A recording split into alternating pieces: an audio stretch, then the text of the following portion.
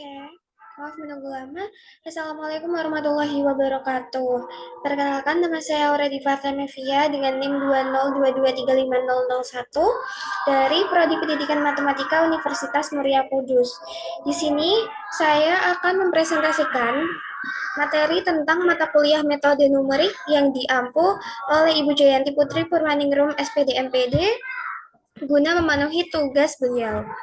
Jadi di sini saya dari kelompok 2 dan saya menyusun PPT ini dengan rekan saya yaitu Sultan Syarif Hidayatullah dengan NIM 202235004. Di sini saya akan membahas mengenai singularitas yang pertama, dan yang kedua mengenai penggunaan ekstrapolasi untuk integrasi. Di dalam penggunaan ekstrapolasi untuk integrasi, saya membahas beberapa hal, yaitu yang pertama tentang ekstrapolasi Richardson, yang kedua yaitu metode Romberg, yang ketiga ekstrapolasi Aitken, yang keempat integral ganda, yang kelima kuadrat Gauss, dan yang keenam contoh soal terapan.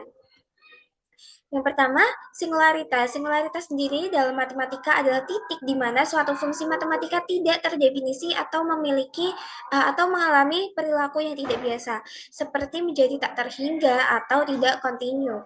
Singularitas dapat mempengaruhi cara kita mempelajari dan menghitung sifat-sifat fungsi tersebut termasuk integrasi. Selanjutnya yaitu contoh dan penanganan singularitas dalam integral. Jadi, yang pertama yaitu integrasi dengan singularitas kutub.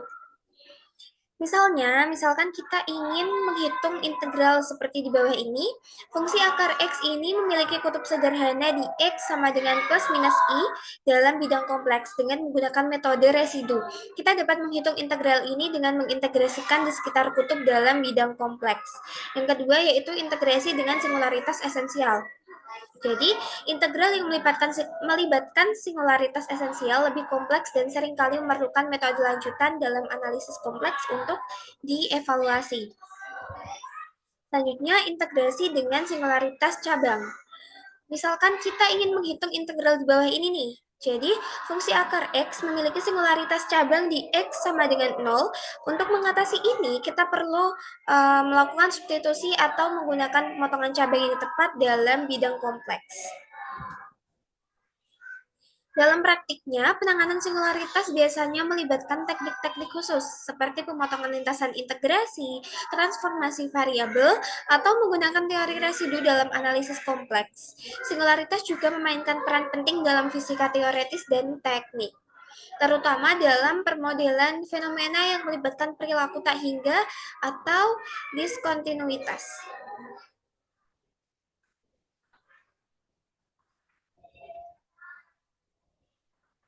Selanjutnya yaitu ekstrapolasi dalam konteks integrasi numerik.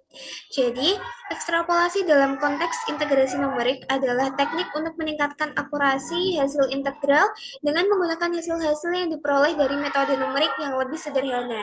Tiga metode ekstrapolasi yang sering digunakan adalah ekstrapolasi Richardson, metode Romberg, dan metode Aitken. Berikut penjelasan masing-masing yang akan saya jelaskan. Yang pertama yaitu ekstrapolasi Richardson. Ekstrapolasi Richardson adalah teknik untuk memperbaiki perkiraan numerik dengan menggunakan hasil-hasil yang diperoleh dari langkah-langkah yang lebih halus. Ini sering digunakan dalam metode-metode seperti Dirac-Taylor atau integral numerik. Contoh penggunaannya yaitu contohnya ya, jika kita memiliki dua perkiraan integral H dan integral H per 2. Dari integral dengan langkah H/2 dan kita dapat memperbaiki perkiraan menggunakan formula seperti di bawah ini, di mana K adalah orde dari metode dasar yang digunakan. Selanjutnya yaitu yang kedua, metode Romberg. Metode Romberg adalah teknik yang menggunakan ekstrapolasi Richardson secara sistematis untuk memperbaiki hasil integral yang diperoleh dari metode trapezoidal. Ya.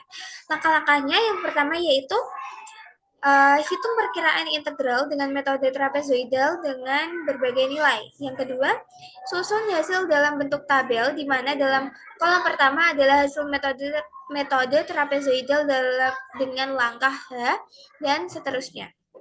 Selanjutnya, menggunakan ekstrapolasi Richardson pada tabel untuk mengisi kolom berikutnya hingga diperoleh hasil yang lebih akurat. Contohnya seperti ini bisa dilihat, di mana hal tersebut adalah hasil dari ekstrapolasi Richardson. Ini ya contohnya bisa dilihat.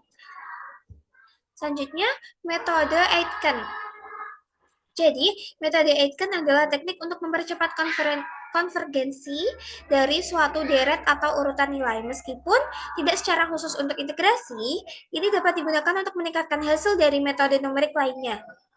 Formula Aitken yaitu jika kita memiliki urutan nilai seperti ini, metode Aitken memberikan urutan baru yang lebih cepat konvergen. Contohnya, jika kita memiliki 3 perkiraan dari integral ini, kita dapat menggunakan formulasi di atas untuk mendapatkan perkiraan yang lebih baik. Kesimpulannya, yang pertama, ekstrapolasi Richardson digunakan untuk memperbaiki hasil integrasi numerik dengan langkah yang lebih halus. Yang kedua, metode Romberg menggunakan ekstrapolasi Richardson dalam bentuk tabel untuk memperbaiki hasil metode trapezoidal. Yang ketiga, metode Aitken mempercepat konvergensi urutan nilai dan dapat digunakan untuk meningkatkan hasil metode numerik lainnya.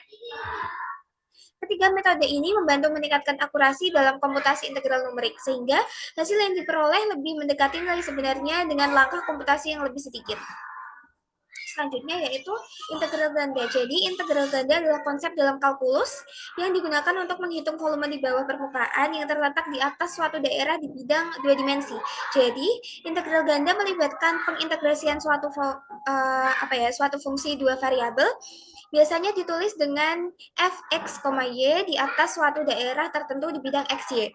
Jadi definisi dan notasi.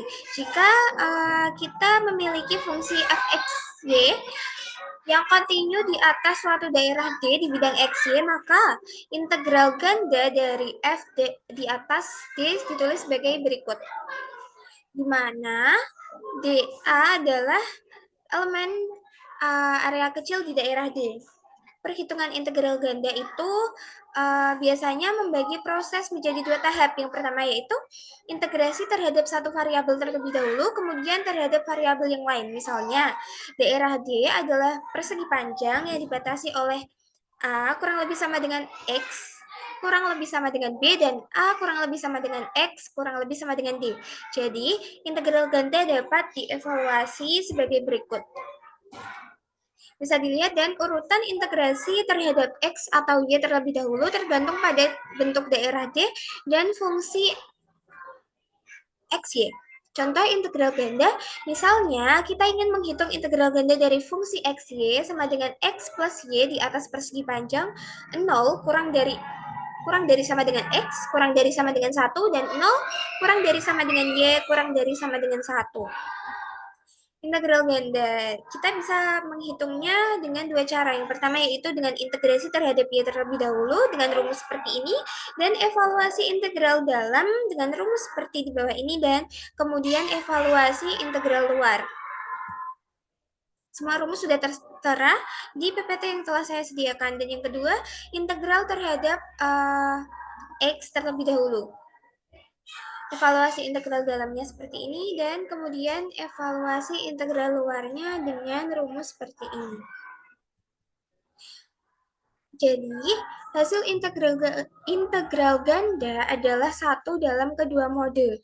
Integral ganda dengan batas umum. Jika daerah D bukan persegi panjang, batas integrasi bisa lebih rumit dan bergantung pada bentuk daerah. Misalkan, D adalah daerah yang dibatasi oleh Y1X kurang dari Y kurang dari G2X dan A kurang dari X kurang dari B. Integral ganda dapat dievaluasi sebagai berikut dengan rumus yang sudah tertera di sini. Jadi kesimpulannya, integral ganda memungkinkan kita menghitung volume di bawah permukaan yang didefinisikan oleh fungsi 2 variabel di atas suatu daerah tertentu di bidang 2 dimensi. Prosesnya melibatkan integrasi bertahap terhadap masing-masing variabel dengan memperhatikan batas-batas integrasi yang sesuai dengan bentuk daerah. Yang kedua, selanjutnya, Kuadrat Gauss. Kuadrat Gauss sendiri atau metode kuadrat Gauss adalah teknik numerik yang digunakan untuk menghitung integral dengan akurasi tinggi. Jadi, ini adalah salah satu metode dalam kuadratur numerik yang mengaproksimasi nilai integral dari fungsi. Metode ini sangat efisien terutama untuk fungsi yang halus dan kontinu. Dasar teorinya yaitu integral definite yang ingin dihitung bisa dinyatakan dalam bentuk seperti ini. Jadi, metode kuadrat Gauss menggunakan sebuah pendekatan berupa jumlah berbobot dari nilai fungsi pada titik-titik tertentu. Bisa disebut sebagai titik Gauss atau node. Secara umum, integral ini tersebut didekati sebagai berikut. Jadi, di mana XI adalah titik-titik Gauss dan WI adalah bobot-bobot Gauss. Jadi keduanya dipilih sedemikian rupa agar memiliki dan memberikan hasil yang sangat akurat. Selanjutnya yaitu titik dan bobot Gauss. Untuk menghitung integral dan menghitung metode kuadrat Gauss, jadi kita menggunakan polinomial Legendre yang merupakan solusi dari persamaan diferensial Legendre. Jadi titik-titik Gauss X adalah akar-akar dari polinomial Legendre Pnx dan bobot WI dihitung berdasarkan polinomial tersebut. Jadi polinomial Legendre sendiri adalah polinomial ortogonal yang didefinisikan di interval min 1, 1.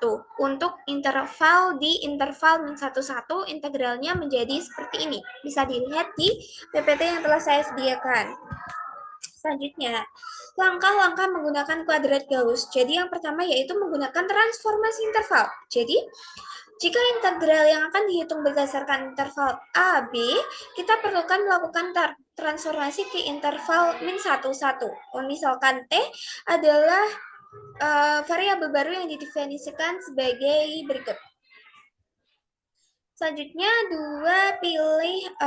yang kedua, pilih titik dan bobot. Pilih titik XI dan bobot WI dari tabel atau hitung menggunakan polinomial Legendre untuk orde n.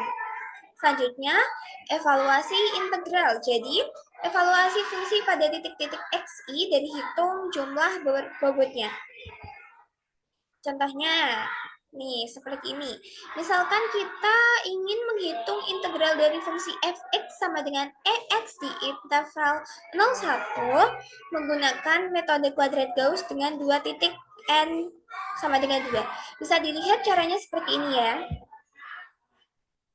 Bisa di-pause saja kalau video ini terlalu cepat.